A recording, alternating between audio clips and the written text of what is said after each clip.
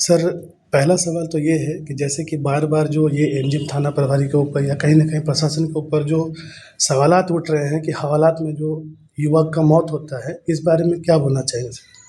हम इस बारे में एक स्पष्टीकरण ये देना चाहते हैं कि पहली बात तो उस युवक की जो मौत है वो बहुत दुर्भाग्यपूर्ण है, परंतु वो मौत जो है किसी भी हालत में पुलिस थाने में नहीं हुई है।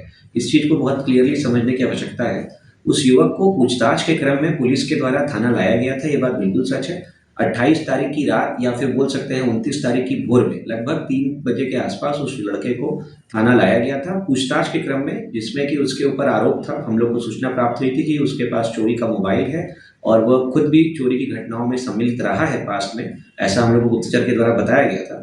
और जब वहाँ ने पुलिस ने उसके घर पे छापामारी की तो उसके पास से हम लोगों को चोरी का एक मोबाइल बरामद हुआ, जो कि उसने बताया कि मैंने किसी व्यक्ति से खरीदा है। तो उसी क्रम में फर्दर इन्वेस्टिगेशन के लिए कि क्या इसके पास और भी कुछ सामान है, उसकी निशानदेही पे क्या हम लोग को और नागरिकों का कुछ चुराया हुआ कीमती सामान भी मिल सकता है, उसी क्रम में पुलिस उसको पूछताछ के लिए थाने लाई थी।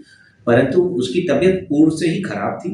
उसके घर परिवार वालों द्वारा उस समय बताया भी गया कि इसकी तबीयत खराब है, परंतु ये किसी को नहीं अंदाजा था कि पुलिस पार्टी गई थी रेड करने के लिए कि इसकी तबीयत इतनी ज़्यादा गंभीर रूप से खराब है। अगले दिन सुबह लगभग 9 बजे, 29 तारीख की सुबह 9 बजे उसके माता-पिता थाने पे गए। उन्होंने बताया कि इसकी तबीयत वाक़ई खराब है।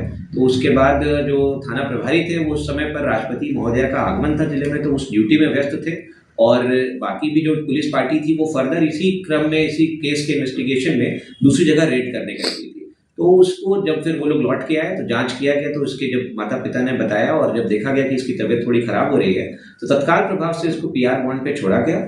क्योंकि इसके माता-पिता के पास कोई साधन उपलब्ध नहीं था इसको हॉस्पिटल लेके जाके भर्ती कराने के लिए, इसीलिए पुलिस की गाड़ी के माध्यम से और पुलिस वाले तुरंत अपनी कर्तव्य का पालन करते हुए तुरंत गए, इसको उन्होंने हॉस्पिटल में भर्ती कराया और 3:13 पे एमजीएम हॉस्पिटल में 29 तारीख को इसको भर्ती कराने की पर्ची भी कटी हुई है। तो इसको जितनी देर थाना में रखा गया, उस समय के बाद तुरंत इसे हम लोग हॉस्पिटल लेके गए, वहाँ पे इसका इलाज करवाया गया। इलाज हो रहा था और उसी क्रम में इसका जब वापस से टेस्ट वेस्ट किया गया, तो इसकी लिवर की स्थिति और खराब पाई गई और कंडीशन इसकी डिटेरियोरेट होती चली गई, जिसके क्रम में 31 तारीख को लगभग दोपहर में 3 से साढ़े 3 बजे के बीच में इस व्यक्ति की मृत्यु हो जाती है, जो कि बहुत खेदजनक है। परंतु इसमें पुलिस ने किसी प्रकार से इसके ऊपर कोई भी मेंटल हैरेसमेंट या इसको कोई फिजिकली इसको टॉर्चर नहीं किया गया। जो इसका पोस्टमार्टम रिपोर्ट भी आया है, उसमें ये पूर्णतः स्पष्ट किया गया है डॉक्टर के द्वारा कि इसकी जो डेथ है, वो सेरेब्रल मलेरिया के द्वारा हुई है और इसकी बॉडी पे कोई भी फिजिकल इंजरी के साइंस नहीं है।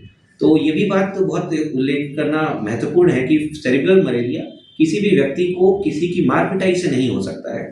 वह जो बीमारी है, वो किसी व्यक्ति के जब लिवर में कोई इन्फेक्शन होता है या कोई और बीमारी होती है गंभीर, उसी के कारण हो सकता है। तो वो चीज़ उस व्यक्ति को पूर्व से थी। उसकी जो पास्ट के मेडिकल रिकॉर्ड्स हैं, वो भी हम लोगों ने मँगा के देखे हैं। हम लोग जाँच कर रहे हैं कि पुलिस पदाधिकारियों के द्वारा किसी प्रकार की कोई शिथिलता तो बरती नहीं गई है और अगर किसी के द्वारा कोई शिथिलता बरती गई होगी, तो उस पे आवश्यक कानूनी कार्रवाई और प्रशासनिक कार्रवाई हम लोग अवश्य करेंगे। सर, एक बात और पूछना चाहेंगे, जैसे कि ये खबर भी आ रही है कि मतलब प्रशासन के द्वारा उनके परिवार वालों को 2 लाख रुपए का मुआवज़ा भी दिया गया था, क्या ये सच है?